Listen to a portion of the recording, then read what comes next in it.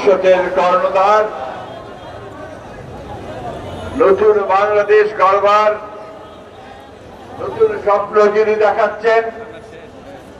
যিনি আজকে সমগ্র বাংলাদেশের তরুণদের মধ্যে অত্যন্ত আশার আলো ছড়াচ্ছেন, সেই নেতা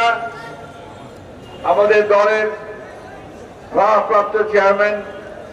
জনাব তারেক রহমানের বিরুদ্ধে অশ্লীল রাজনৈতিক শিষ্টাচার বিবর্জিত মন্তব্য, কথা এবং মিথ্যাচারের বিরুদ্ধে একই সঙ্গে ভোটের যে নির্মম পৈশাচিক হত্যাকাণ্ড হয়েছে, সঙ্গে সঙ্গে সারা দেশে বিভিন্ন জায়গায় বিএনপির উপরে যে নির্মম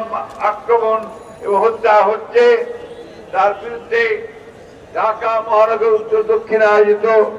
আজকের এই প্রতিবাদ র্যালির সভাপতি, সংগ্রামী সভাপতি আমাদের মাঝে আজকে উপস্থিত আছেন। এখানে আমাদের অত্যন্ত শ্রদ্ধেয় নেতা,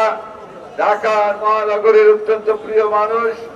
সাবেক মেয়র, সাবেক মন্ত্রী, ঢাকা মহানগর বিএনপি সাবেক সভাপতি, আমাদের সকলের প্রিয় মির্জা আব্বাস ভাই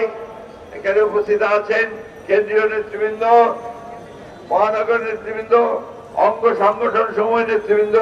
প্রিয় ভাই ও বোনেরা, আসসালামু আলাইকুম। আমরা যখন আমাদের নেতা জনাব তারেক রহমানের 31 দফা বাস্তবায়নের জন্য এবং নতুন বাংলাদেশকে কিভাবে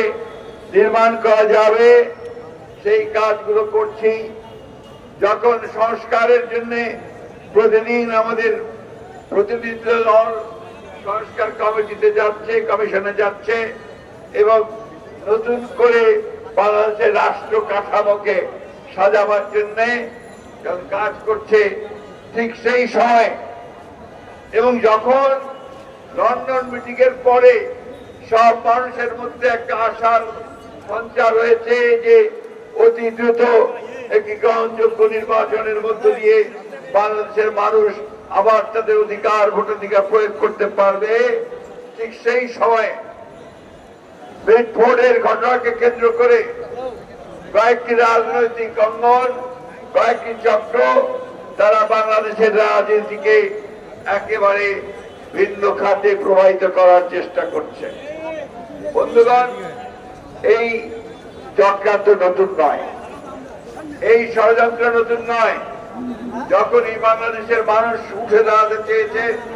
মাথা উঁচু করে দাঁড়াতে চেয়েছে,